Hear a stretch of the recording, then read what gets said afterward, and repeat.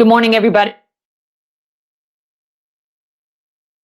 Oh, dang it. It stopped again.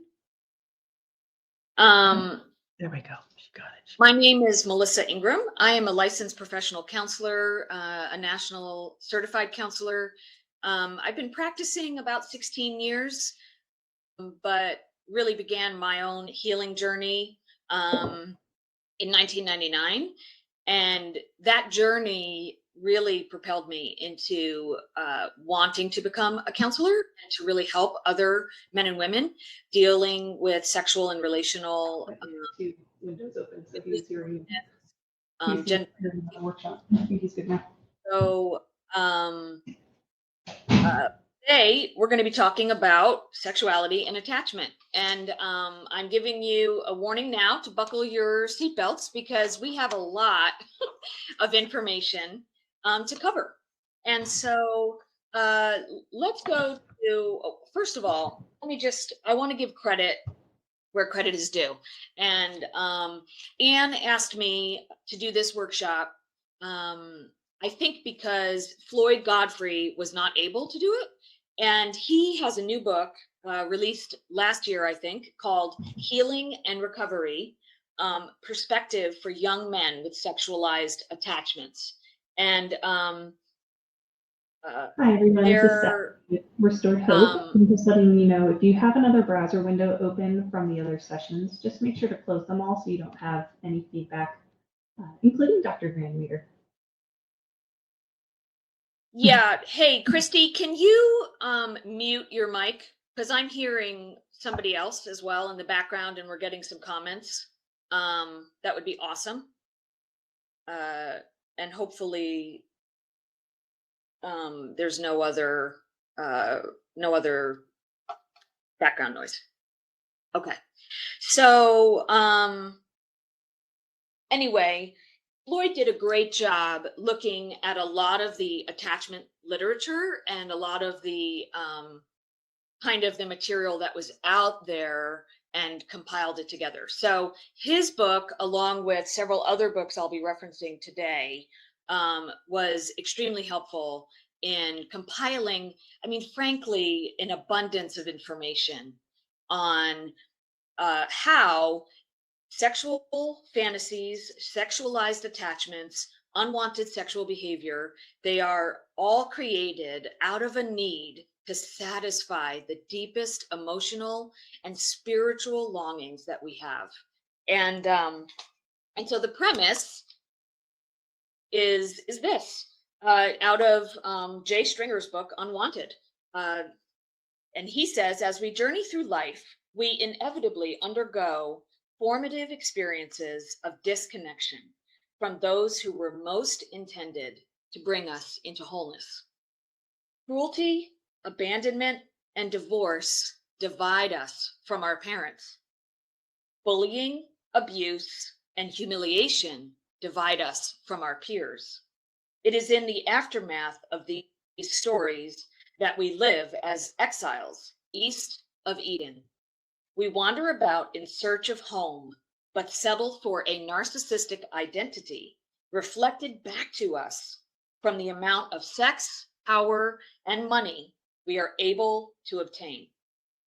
He says, and this is so hopeful, sexual brokenness is not a life sentence. It is an invitation to heal our wounds and learn who we want to become. And so hopefully you can see the slides. I'm going to advance now. And here's just our outline for what we're going to try to cover. And as I said earlier, if you're just joining us, buckle your seatbelt because we're going for a ride over a lot of information that's really important. And we'll just go briefly over what is attachment and attachment theory. We're going to look at attachment needs and wounds through the stages or phases of development of children.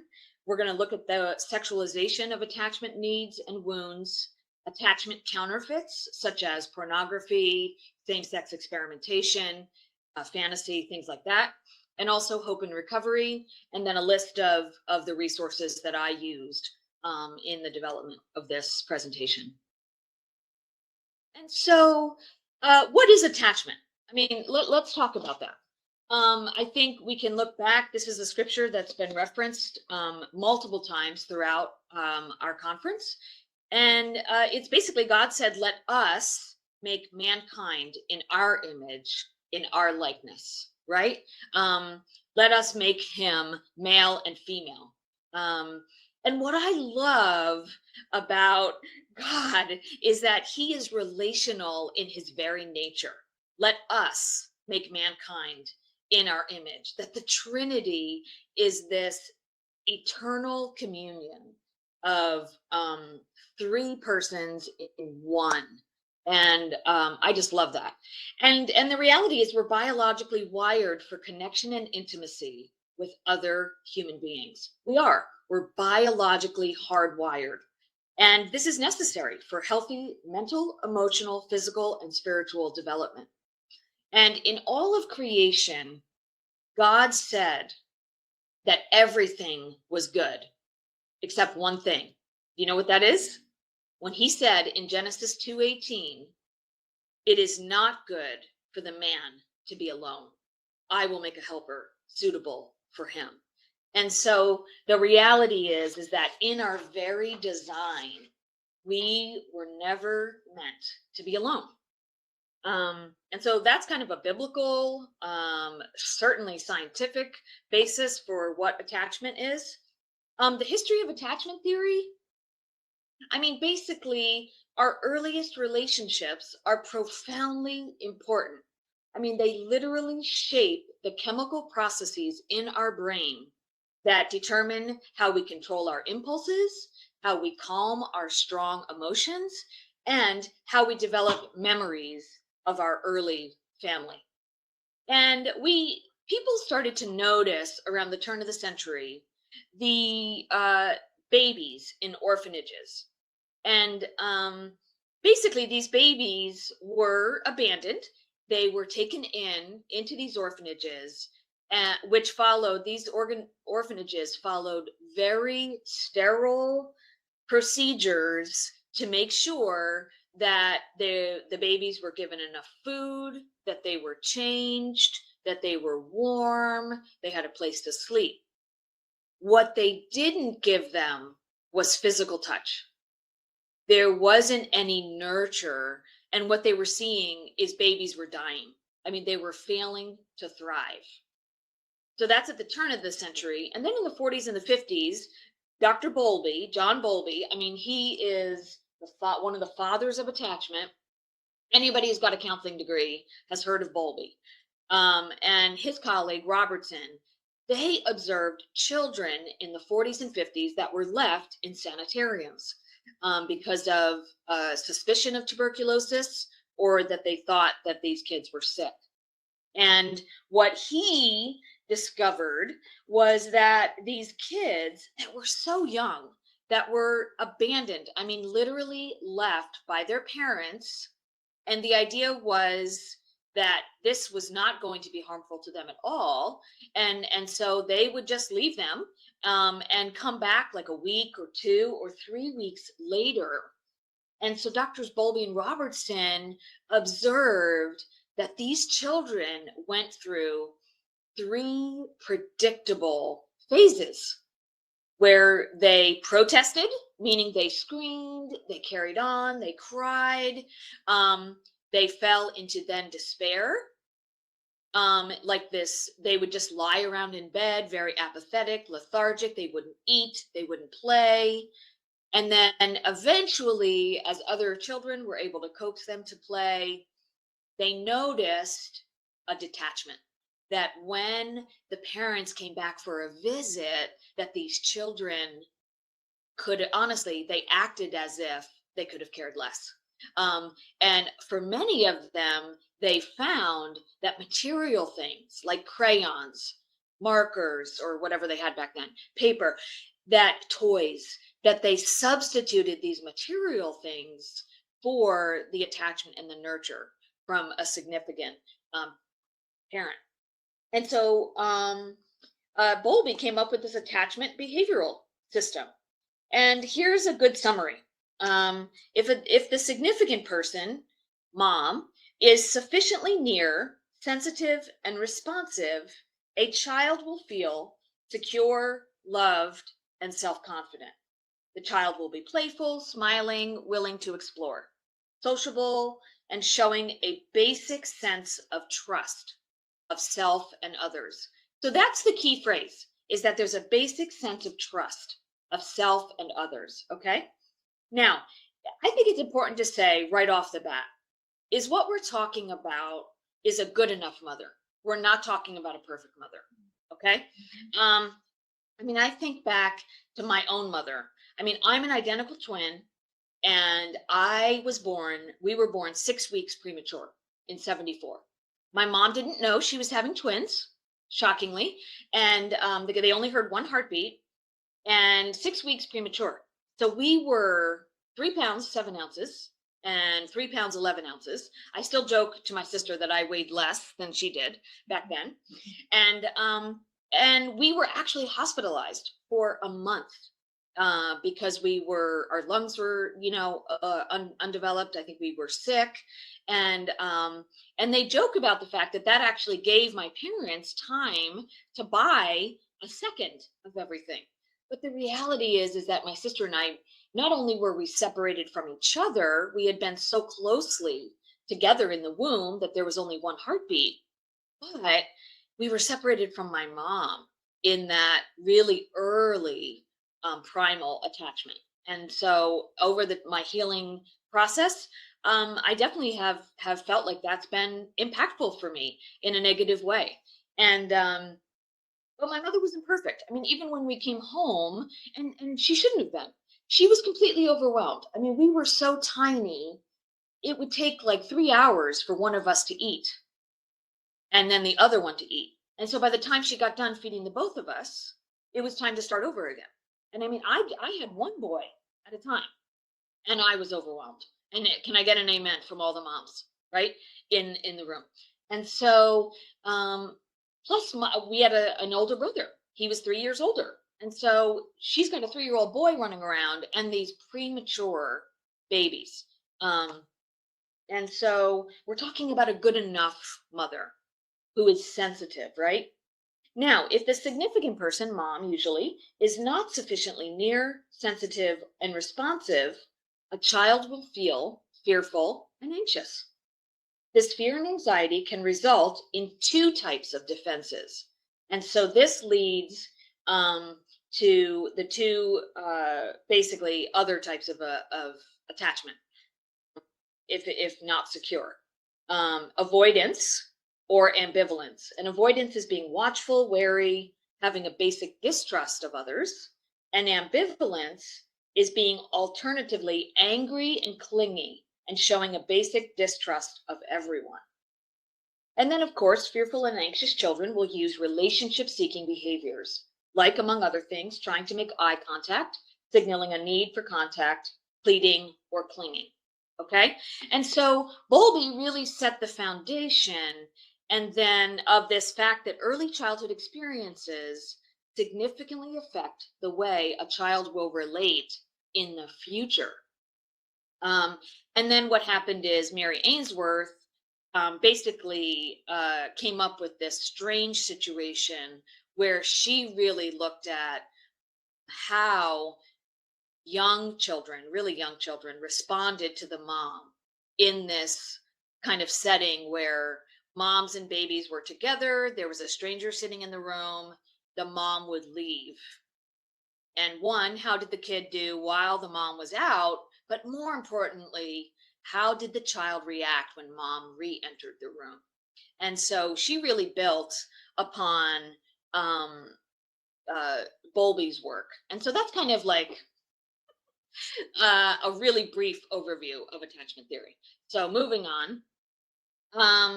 And so it's important to understand that our early life experiences determine how we relate to other people. I mean, that's the whole idea. And then, of course, taking that a step further is how do these early attachments or lack of that, how does that impact our sexuality, right? And so just a brief, quiz here. We're going to have a poll come up. And as I described, just a brief, I mean, we're going real quick, people, over the attachment styles. Let us know. Do you know which attachment style describes you? Okay. And you can answer the poll. And let me look at this. Let me pull it up so I can see it as you guys are doing. Okay. So, avoidant attachment style. And just be honest. Don't try to overthink it, right? Avoidant. I don't like sharing my feelings with others. I don't like it when my partner wants to talk about his or her feelings. I have a hard time understanding how other people feel. When I get stressed, I try to deal with the situation all by myself. Okay. I was definitely somewhat avoidant. My partner often complains that I don't like to talk about how I feel. I don't really need close relationships. I highly value my independence and self-sufficiency. I don't worry about being alone or abandoned. I don't worry about being accepted by others. I tend to value personal achievements and success over close, intimate relationships. Okay. And we don't have time to unpack this. Avoidant attachment style is the basis for a lot of narcissism. I mean, let's be honest, right? There's a lack of empathy. Where does it say here? Yeah. I have a hard time understanding how other people feel. Okay.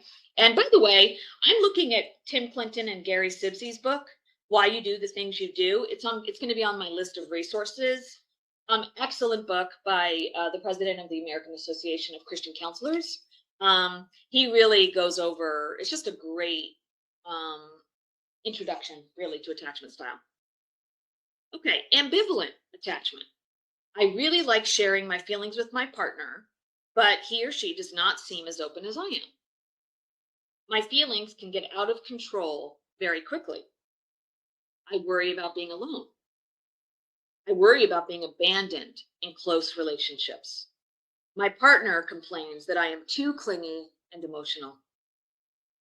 I strongly desire to be very intimate with people. In my closest relationships, the other person doesn't seem as desirous of intimacy and closeness as I am. I worry a great deal about being rejected by others.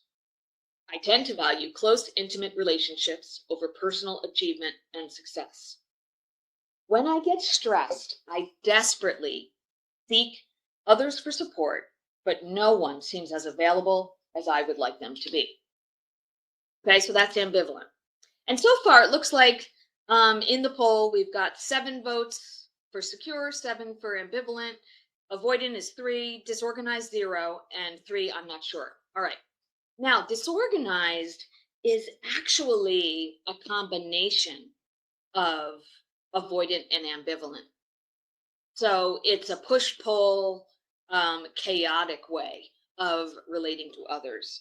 And so some of the things that describe disorganized, my feelings are very confusing to me, so I try not to feel them.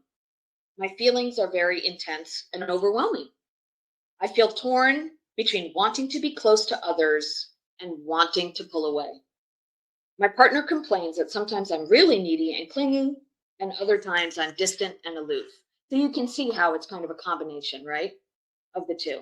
I have a difficult time letting others get close to me, but once I let them in, I worry about being abandoned or rejected. I feel very vulnerable in close relationships. Sometimes I feel very disconnected from myself and my feelings.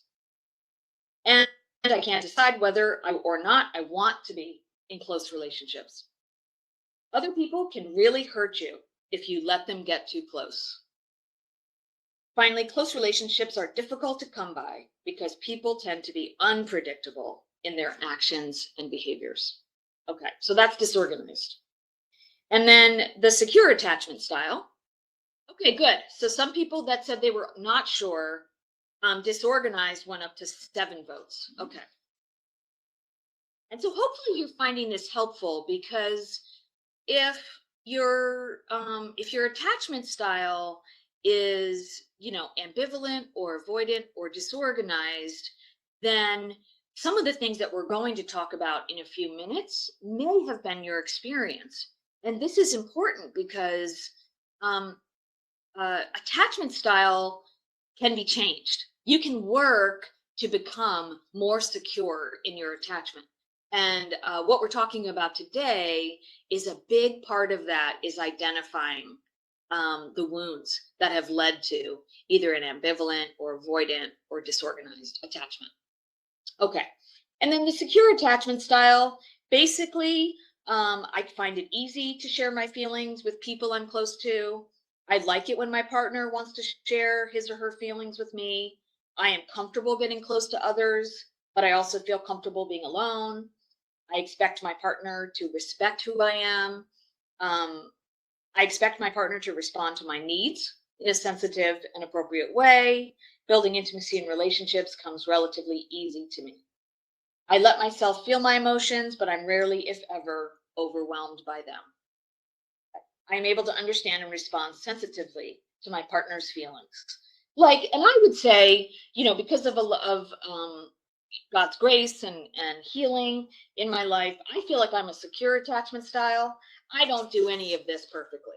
There are times I'm overwhelmed by my emotions. There are certainly times that I don't understand and I do not respond sensitively to my husband's feelings. I mean, let's just be honest. I do a decent job balancing my need for intimacy with my need for achievement and success.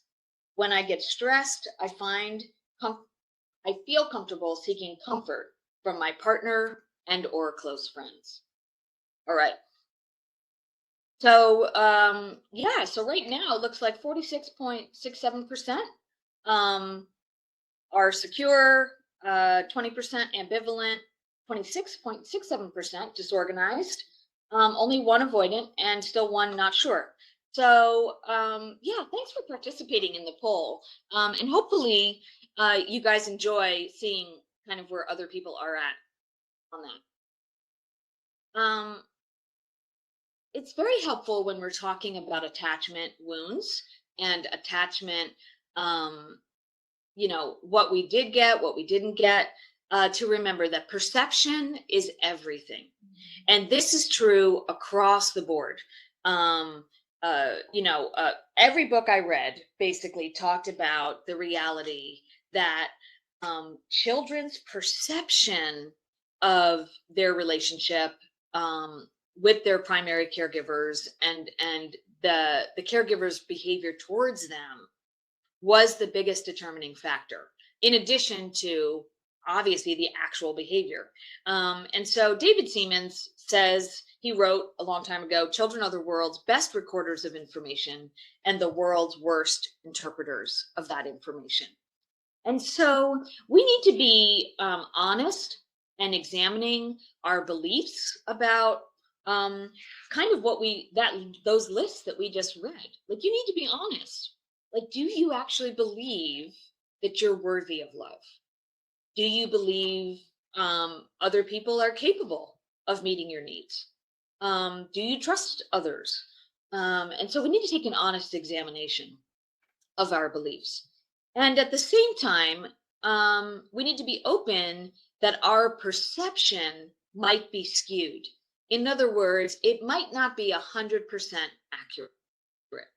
And Floyd Godfrey talks about this being a broken filter, that there's a filter through which we're viewing all of our experiences. And then finally, it's important to allow the Holy Spirit to reveal the wounding. And I just love the fact that Linda Seiler's presentation yesterday on the case studies showed such a powerful correlation between being open to the Spirit's moving to help us identify these wounds. And that's definitely been my experience. And so now we're going to look at just some attachment needs in the phases of development.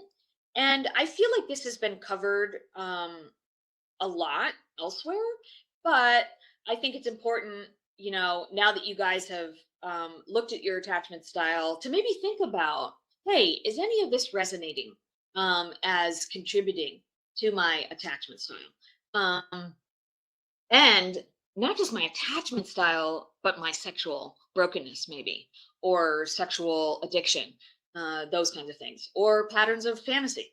And that's what we're, working our way towards in this workshop, is to see how those things happen.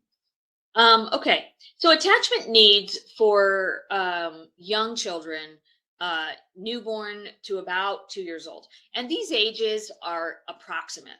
I mean, it's not a hard and fast cutoff, but the most important foundation is sensitive and responsive care for the infant.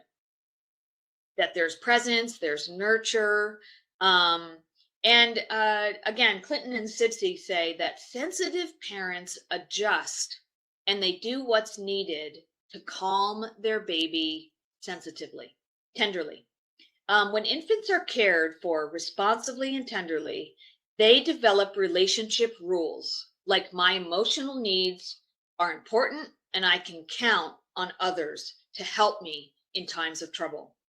These relationship rules are recorded in the deepest parts of our brain, and they become emotionally charged, gut felt beliefs. Paradoxically, and this is interesting, when I read that, gut felt beliefs, I cannot tell you how many men and women I've worked with that they, of course, in 0 to 2, there, that is way before conscious memory development. But we remember. We just don't remember that we remember, but our bodies remember. And tons of clients have said, there's just this feeling in my gut that I can't explain. And I feel sick. I feel empty. That's a huge one. That's a huge indication that there's this emptiness deep, deep, deep within. And instead of leading to self-centeredness, as one might expect, this secure foundation seems to equip maturing children with empathy, the ability to more fully see and respond to the needs of others, and confidence in their own ability to act. And so those that were taught that responding to every cry of the baby was going to make the baby spoiled, the science does not show that at all. In fact, it's actually wounding to the child if there is an insensitive parenting style where the parent is not as responsive to crying, or they follow a really rigid sleep schedule or feeding schedule. And so that's actually shown to be detrimental. And there's a lot of differing opinions on that. Other attachment wounds, clearly in this early phase, lack of affection, nurture, holding or soothing, or a tendency to be brusque. Like some of these moms just kind of roughly handled their babies. They maybe picked them up, but they just weren't as tender.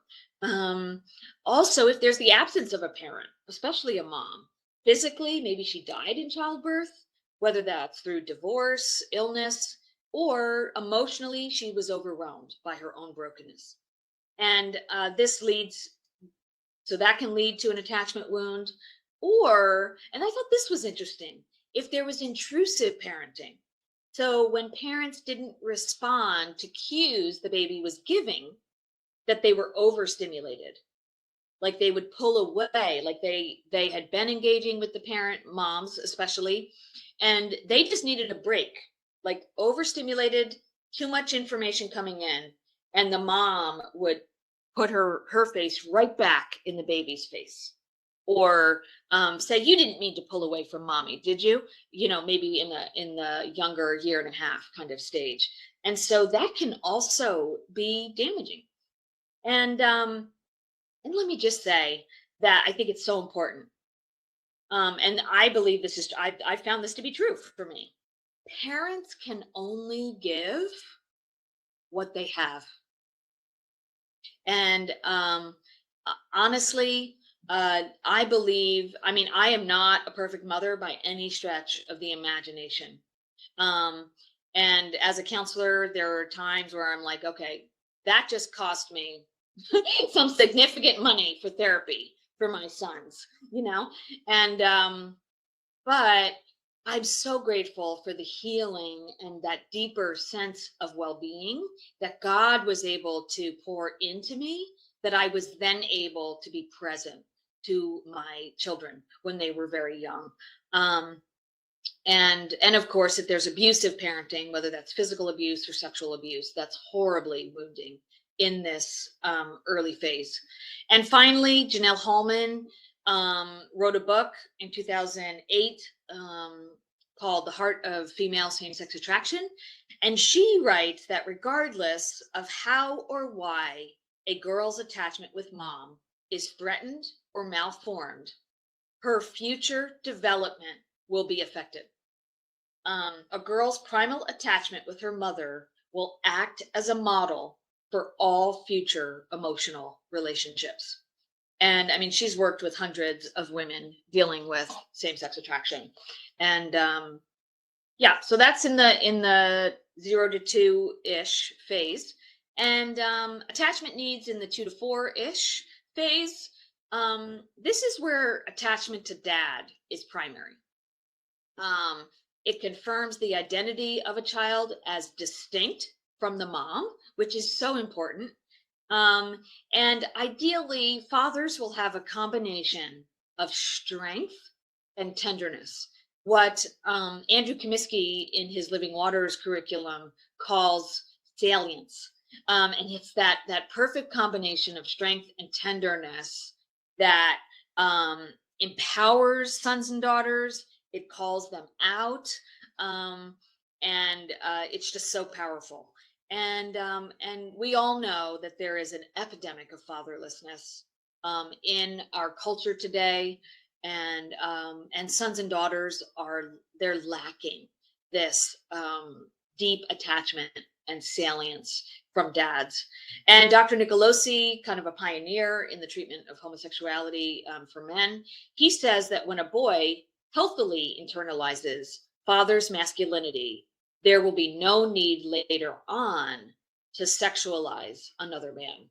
And I mean, can we just end right there? I mean, that's a great, I mean, boom. I mean, mic drop. I mean, that's like a summary, right, of where we're going today. And so again, he also worked with several, I mean, who knows how many hundreds of men. And so that's the attachment need in the 2 to 4 phase. And I will say that Janelle particularly talks about the fact that in that phase, boys are supposed to, in a sense, turn away from mom, hopefully securely attached, but now they can turn away from mom and attach to dad. But girls stay within mom's realm, but dad comes into that to cover and to bless. Make sense? And so that's a distinctive in the sense that girls aren't really turning away from mom towards dad, ideally, but that dad is able to enter into the mom's world with the daughter and to provide that covering and that blessing. And this is so important because both sons and daughters are paying attention to how moms and dads love one another, whether that's good or not. And so some of the wounds, father is not there and the boy turns into a void. There is no one, nothing to attach to. If moms hate the men in their lives or the father, if they say, don't be like your dad, I mean, that's horribly confusing to young boys who desperately need this attachment. They need their dads. And so in that case, boys may remain over-identified with the feminine. I mean, that was my husband's story. There can be a deep sense of shame and unworthiness out of this lack of fathering. There can be a detachment from their own masculinity for boys. And in this case, abuse and rejection, and this is for boys or girls, in this phase can result in defensive detachment from the same-sex parent. And so we go right back to Bowlby, right, the father of attachment, that as a result of protesting, like, I need you, nobody comes to answer that cry. There's this despair and apathy, and then there's this detachment. And defensive detachment basically says, I don't need you and I don't want you. And so this is where, and defensive detachment can occur actually at any stage. But it's important to understand that it can happen this early and even earlier. If, for example, babies were left to cry for hours in their cribs, right? And nobody came. And of course, it's only the Holy Spirit that can reveal a deprivation of that nature, that deep. And in this, I will say, because Floyd talks a lot about it, and other people talk a lot about it, that especially for boys, if there is no dad, whether there's literally no dad, he's like physically absent, or he is just not emotionally present to the sons, there can be this deep father hunger that develops. And that, of course, can be sexualized later on. And I will say that a father hunger obviously can develop for girls. That actually is a little bit later. Usually we see that. That's what happened in my case, where my dad was not around in adolescence, in early adolescence. And so I went looking for the love and the affirmation that I didn't get from him in sexual relationships with men, which is sort of a more stereotypical presentation. And so moms, like I said, can be overprotective at this stage also. Like at the age of 2, 3, 4, boys are beginning to, they're really like, they are wired for adventure. They're wired for exploration. And moms can be overwhelmed by how active their boys are, right? And even some girls, right? But this is the time when they're learning, hey, mom's going to be there when I come back. I want to explore. I'm going to develop my sense of autonomy, my sense of independence. And we need, as moms, we need to allow that, because if we're overprotective, then we're going to set in a sense of a lack of confidence, really, and insecurity. And like, do I have what it takes to make it in the world? All right, moving on. Attachment needs in the 5 to 11-ish phase. This is really, really important. The primary task of attachment in this phase is same gender peer identification and bonding. In other words, do I belong? If I'm a girl, do I belong with other girls? If I'm a boy, do I belong with other boys? Am I good enough? Am I accepted? Am I the same, right? And so often attachment occurs through activity, adventuring for boys. This is generally, and socially for girls. Now, I remember playing with Barbies with my twin sister. I also remember playing with Tonka trucks in the backyard with my brother and building forts and all this kind of stuff, exploring in the woods. So all of that is just so healthy. And so, but it's this idea then at school, if we have a secure enough foundation at home, then we will go into school, whatever that looks like, to relate to peers from a place of security. And we'll have a better chance at relating to them in healthy ways. Now, how many of us know that kids can be mean and they pick on other kids that stand out because frankly, they don't want to be the ones picked on, right? And so the attachment wounds in this phase are things like rejection, being left out, being bullied, being called names, being taunted. This could be about anything, but in particular, what I would say is appearance. So whether it's weight, whether it's even things like acne, that's beginning to develop. And so kids are hyper sensitive to, how do I look? How am I performing? I mean, this is a big one too, especially for those that want to be athletic, they want to join in. Um, Kids who are the youngest in their class, like maybe they just made the cutoff to go into that grade, and so what that means is developmentally, physically, they're behind other classmates.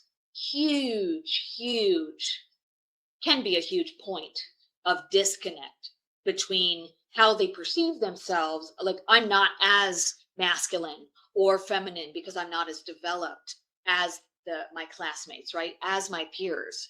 And so this can begin to set in a sense of, I'm different from them. Make sense? And so I don't fit in. And what's interesting is this wound of not connecting with peers, of being left out in a sense, is compounded by the child pulling away in isolation out of a fear and a desire for safety. And so, again, classic example would be boys who are not naturally athletic, not naturally rough and tumble, kind of viewing, maybe they've been taunted or bullied. They kind of see other boys roughhousing, and they don't know that there's no confidence, there's no ability, and no invitation. This is the big thing. There's not really an invitation to join in to that natural camaraderie, right? And so the belief then becomes that it's safer to just stay by myself, and I don't need that, right? And so then, let's see, I'm going faster than I'm even turning my own pages. So let me take a breath here. And then attachment needs in the 12 to 17 phase. And this is really building on the confidence and the security in the sense of masculinity and femininity that hopefully we've developed at home, and then also with our peers. And this is the phase where generally, adolescents will begin to engage in healthy relationships with the other gender. That there really hasn't been a lot of interest in learning about the other gender, and now it's like, oh, we begin to notice the other gender. And I also say healthy means getting to know each other with your clothes on, right? To thank Andrew Comiskey for coining, for reminding us that, like, getting to know somebody means keeping your clothes on, and that's actually actual intimacy. And so, as we know from many of the stories, even testimonies we've heard, this is the phase, maybe a little bit earlier, where those of us that have struggled with same-sex attraction, and in my case, mine didn't start till college, but many would say that this is the age when they noticed, to their horror, that they were attracted sexually or romantically to the same gender versus the other gender. And so the attachment needs, other needs in this phase, are to learn how to store our runaway hormones and emotions. Like, our bodies are being flooded with all of these hormones, and we feel like we're going nuts and we're raring to go. I mean, all at the same time. And it's so important that we teach our sons and daughters to be graceful and accepting of other opposite gender peers, as opposite and not the same. And so, these boys that are beginning to like girls that are beginning to like boys, like, let's just accept one another and not be rejecting, not be shaming. And this is also important, especially, I would say, for girls. If you have teenage daughters, for example, or younger daughters at school, and they've got boys that are hanging around with them, like as one of the girls, I know they're trying to be nice, and they shouldn't be mean to that boy, but we really need to encourage that boy to begin to connect with other boys. it's not doing him any favors, even though he feels safer with the girls. It's not helping him, because then what happens is that one of the wounds is that the feminine for boys is very familiar. And so it's the masculine that is unfamiliar. And so that becomes sexualized. That the exotic becomes erotic was a phrase that was tossed around early on, in this field. That's what's unknown to us becomes what we're attracted to. And in this case, it's usually our same gender that we've detached from, that we have not bonded with, we have not attached to. And so then when the hormones hit, it becomes sexualized. And of course, basically sexual abuse, exposure to pornography. This is a deep wound at all phases that we've been talking about, but especially in this phase where adolescents are developing sexually. Rejection by the opposite sex can push them away from healthy heterosexual relating. Also important, rigid morality that communicates that all interest in the other sex is bad. And so this was something that Floyd shares in his story, that he grew up in a very rigidly moral environment where, because he didn't want to sin, it felt like even when boys were naturally curious about what it would be like, right? Like he heard boys talking about what it would be like to kiss a girl. And he in turn, he thought, well, that's bad. That's bad. That's bad. That's bad. And so he was fearful of even being curious about what it meant, right? To relate to the other gender. And so absent parents, this is where I was really affected by my father's absence, and began to relate to boys in sexual ways. I was also exposed to pornography around the age of 12.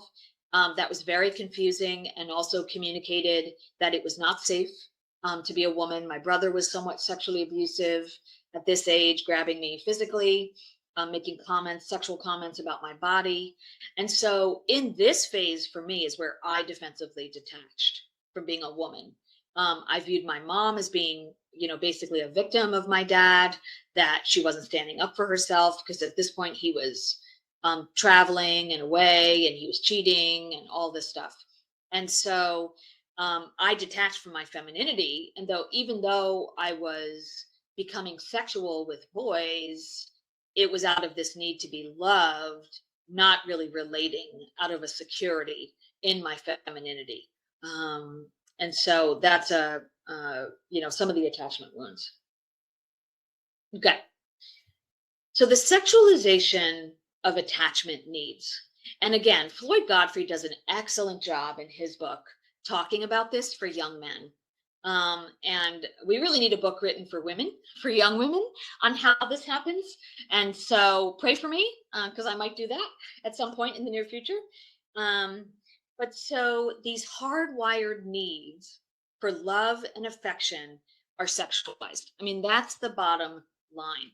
And that was the common theme through many of these books.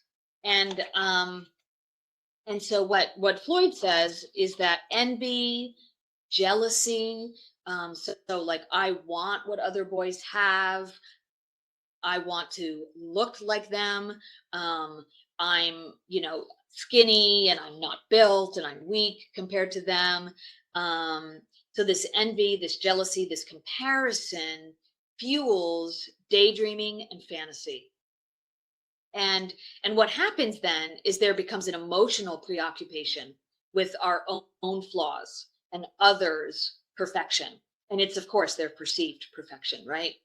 And like a magnet, this is what Floyd says, the sexual impulse gets attracted to the emotional or the attachment impulse. And combined with pornography and masturbation, they become hard to separate. And so every time that the person, feels insecure in something, insecure in how they look, insecure in, do I have what it takes, right? Then there's this sexual impulse, and soon it's hard to tell. And so it's so important that combined with pornography and masturbation, arousal templates are based on emotional preoccupation, not actual sexual attractions. And this is where the danger comes in with encouraging very young children or early adolescents to identify as gay or lesbian based on these. I love what Linda said. These disordered attractions. And can we actually look deeper for what's going on? And can we actually heal those wounds instead of sexualizing them? And then compounding the sexualization by acting out on those things and wiring all of that. And so in terms of attachment counterfeits, it's just important, I think, to say, and again, this is Floyd, when a young man, and so what I would say is, he's talking about young men. This is true for young women as well. It just may look a little different. But he says that when a young man is already hungry for legitimate attachment, he will be particularly vulnerable to pornography and experimentation. Emotions are fueled by starved attachment needs. Okay, so hopefully we all get that now. I've said it different ways, many different times. But emotions are fueled by starved attachment needs, so thoughts and fantasies can intensify. Sexual behavior can provide a counterfeit attachment. In other words, it feels like you're connecting, but there's no lasting bond. And that's why attachment counterfeits like pornography, experimentation. So this would be same gender, like same sex experimentation in adolescence, where it's like a show me and I'll show you, and how kids get involved with each other. Even trauma reenactment of sexual abuse. Like some children, some adolescents, as a result of being sexually abused, they will reenact that behavior as a means to cope with the shame and the stress and the anxiety that they're feeling about that. And it can also be an unconscious attempt to have a different outcome. What I would say is a PTSD response almost, that by trying to repeat the trauma, I'm trying to have a different result. And so I'm trying to resolve it, even though I'm actually entrenching that connection in my brain. And so it's important to say that normal attachment drives are fueled by sexual urges. I mean, this is what we've been talking about, especially in adolescence. And so this can become obsessive, leading to addiction. And of course, there's, this emotional preoccupation, or for those of you that are familiar with Leanne Payne, this but it's like this disease of introspection, where we're navel gazing all the time and not able to be objective about what's going on. And then also emotional dependency and enmeshment.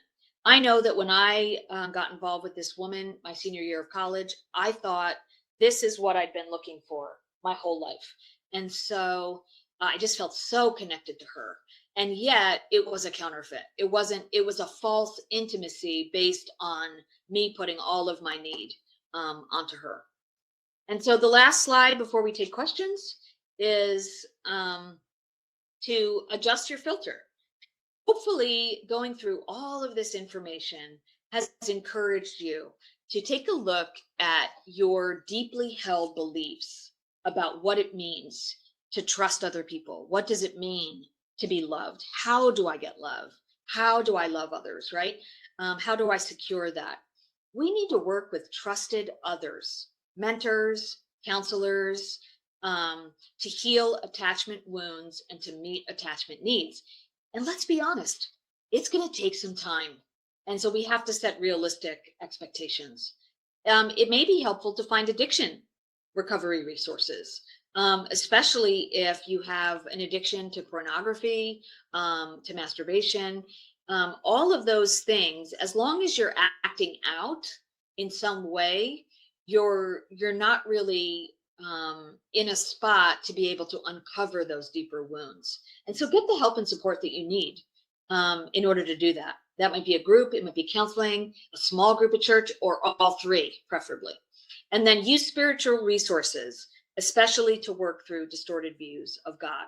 And he talks a lot about how when we have distorted attachments, that often includes God. So let's see. Okay, so let's go to questions. So we only have about 5 minutes, I think. Melissa, if you had fairly nurturing parents, but a bullying older sibling, how might that impact our attachment or wounds? Well, again, hopefully that if you had fairly nurturing parents, then you have in a sense, a more stable foundation in terms of the early attachment. But I think parents do not pay enough attention to siblings who are fighting a lot. I think parents seem to think that this is just normal. They're normally competitive, like it's okay. And the reality is it's not. There is a lot of sibling maltreatment that has devastating impacts, especially on mental health and attachment. And so, and part of that is based on the reality that we should be able to trust the members of our family. And so that can be very damaging in terms of attachment. Okay, so somebody has a question about arousal templates are based on emotional preoccupation, not actual sexual attractions. What does this mean? What would be an example of this? Okay, well, let me just say, George, that you really need to read Floyd's book, because there is no way I'm going to be able to explain that, but I will do the best I can. But I would highly recommend it. So, I mean, he's basically saying that if I am preoccupied with my deficits, so maybe in the case of a girl who physically is not as developed, like in her chest, for example. And so I'm emotionally preoccupied with that. And so I'm noticing other girls' development. I'm constantly comparing myself to other girls my age or even older. And then I begin to realize, oh, like that, or if I'm daydreaming about having bigger breasts, then that may turn sexual. Or I may find, because I'm thinking about other girls' breasts a lot. And so that may become sexual, or I may find even later on that that's one of the things that I'm attracted to, like sexually attracted to women with bigger breasts. I'm totally making this up off the cuff. And so what we're saying is that really about sexual attraction? Or is it about this emotional preoccupation where then the sexual attraction was drawn like a magnet? And that actually that sexual drive is an attempt to repair or to get what I feel like I lack. And I mean, that's been true. I mean, Janelle Hallman talks about that in Elizabeth Moberly's work way back in the day, about how it's a reparative drive, same-sex attraction, to get what we're missing. So hopefully that answers your question. Floyd's book is great. And so I think we have time for maybe one more question. Can the damage from not responding to a baby's cry be reversed? Asking because of sleep training with my grandbaby. Well, what I would say is absolutely. I mean, we actually sleep trained both of our boys to different degrees, and I believe that my my sons are pretty securely attached, and anybody who meets them would agree. They walk in the room, they can talk to anybody. They're very, very secure in that. But what I would say is, again, that it's about um, a good enough parenting, right? Like, so is the mom present? Is she nurturing um, in in in other areas, right? And so, yes, I believe that can be uh, fixed. All right, I see Anne. So that means Yes, that's right. That's yes, right. Well, right. it has been awesome having, I'm not sure which one. Oh, that's your video. Wait, no. I'm going to remove I just don't want to remove the wrong person. Not sure if it's the slide that I can't see. Let's remove the slide so I can thank Melissa. And I just want to thank you, Melissa, so much for presenting.